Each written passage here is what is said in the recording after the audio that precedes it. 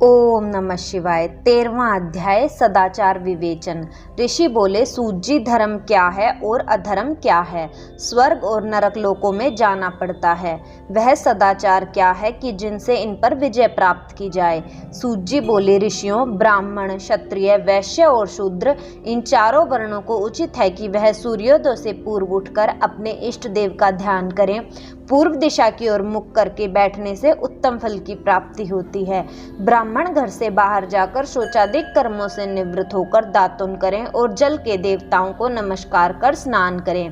कंठ तक या कमर तक जल में खड़े होकर स्नान करना हितकर है, परंतु ऐसा न कर सके तो घुटनों तक जल में मंत्र से स्नान करें और उस तीर्थ के जल से वहां के तथा अपने इष्ट देवताओं को तृप्त करें।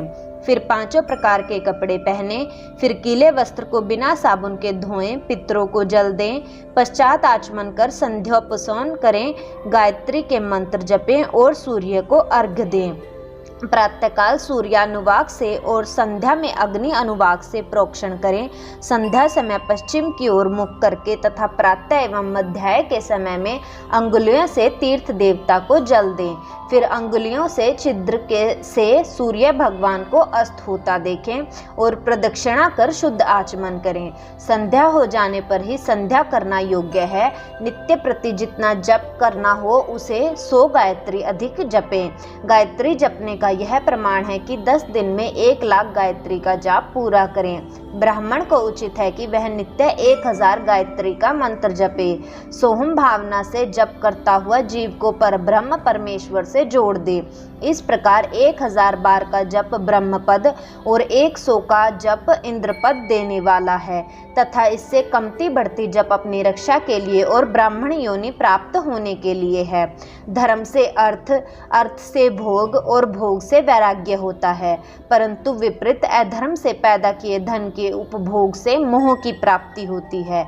अतः धर्म 2 प्रकार का है, एक देह से, दूसरा धन से। यज्ञादिक धर्म होता है और तप से दिव्य रूप की प्राप्ति होती है, किंतु निष्काम कर्म से शुद्धि और उसके पश्चात ज्ञान प्राप्त होता है।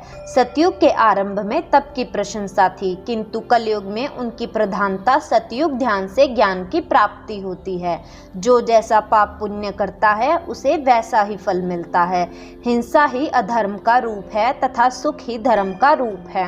यदि कोई उत्तम ब्राह्मण को 100 वर्ष तक वृत्ति देता है तो उसे ब्रह्मलोक प्राप्त होता है, और 1000 चंद्रायण व्रत करने से भी ब्रह्मलोक की प्राप्ति होती है, क्योंकि जब तक जिसका जो अन्न खाता है तब तक वह जो कुछ आत्म विचार, कीर्तन, श्रवण आदि करता है उसका आधा फल दाता को मिलता है।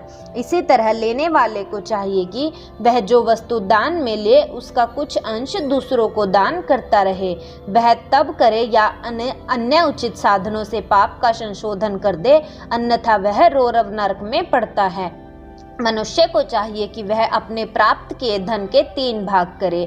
धर्म, बुद्धि, नित्य नैमित्तिक कर्म धर्म में मन को लगाए।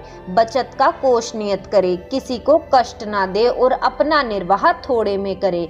यदि कृषि द्वारा कमाया हुआ धन हो तो पाप शुद्धि के लिए उसका 10वां भाग दान कर दें और शेष धन से धर्म पूर्वक गृहस्थी चलावें, अन्यथा रौरव नरक में पड़ेगा, अथवा बुद्धि भ्रम हो जाएगी या अन्न ही उत्पन्न नहीं होगा।